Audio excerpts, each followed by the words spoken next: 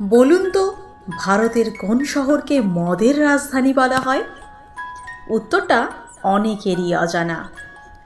দাবি করে বলতে পারি, যারা মদ খান তারাও কিন্তু বলতে পারবেন না ভারতের ঠিক কোন শহরকে মদের রাজধানী বলা হয়। আজকের ভিডিওটার মাধ্যমে আমরা কিন্তু সেটাই জানব। কোনো শহর বিখ্যাত খাবারের জন্য, কোনো শহর আবার সাংস্কৃতিক ঐতিহাসিক স্থাপত্যের জন্য, আবার কিছু শহর পোশাকের জন্য। অর্থাৎ নানা শহর নানা কারণের জন্য বিখ্যাত। আজ আমরা জানব ওয়াইনের জন্য কোন শহর বিখ্যাত, অর্থাৎ কোন শহরকে ওয়াইন ক্যাপিটাল বলা হয়। তথ্য অনুসারে আজ থেকে 10-15 বছর আগেও কোনো ভারতীয় ওয়াইন খেতে চাইলে তাদেরকে হাপিত্তেশ করে বসে থাকতে হতো ফ্রান্স, ইতালি কিংবা ক্যালিফোর্নিয়ার ওপর। আমাদের দেশে কিন্তু সেইভাবে ওয়াইন তৈরি হতো না, কিন্তু আমাদের দেশেই এখন তৈরি হচ্ছে ওয়াইন, যা কিন্তু ভারতেই নয়, ভারতের বাইরেও যথেষ্ট জনপ্রিয়। চলুন আজকে জানি ভারতের ঠিক কোন শহর ওয়াইনের জন্য বিখ্যাত। নাসিক ভারতের ওয়াইন ক্যাপিটাল। মহারাষ্ট্রে মুম্বাই থেকে 100 মাইল উত্তর পূর্বে নাসিকের অবস্থান।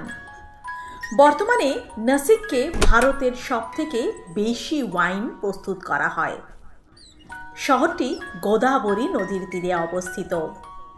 মুম্বাই, পুনে এবং নাগপুরের পর মহারাষ্ট্র চতুর্থ বৃহৎ মহানগরী হল নাসিক। নাসিকে বর্তমানে 52টি বড় বড় ওয়াইন কারখানা গড়ে তোলা হয়েছে এবং এখানেই ভারতের সবথেকে বেশি পরিমাণের ওয়াইন তৈরি হয়। এবার এর কারণটা জানা যাক। আসলে নাসিক আঙুরের জন্য ভীষণভাবে বিখ্যাত। এখানে প্রায় 8,000 একর জমিতে আঙুরের চাষ করা হয়।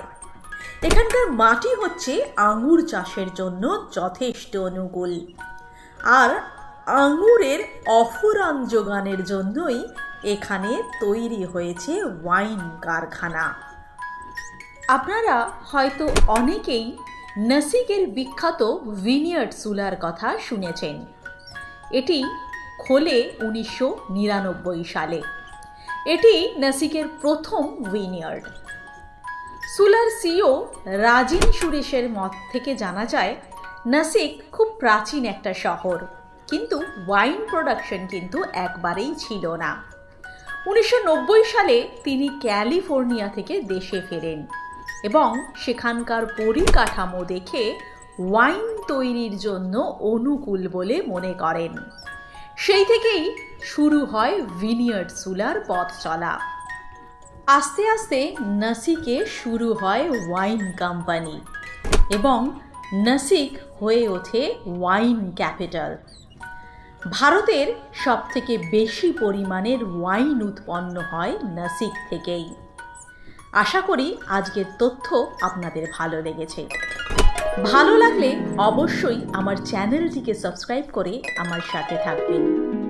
ভালো থাকবেন, সকলকে ভালো রাখবেন। ধন্যবাদ।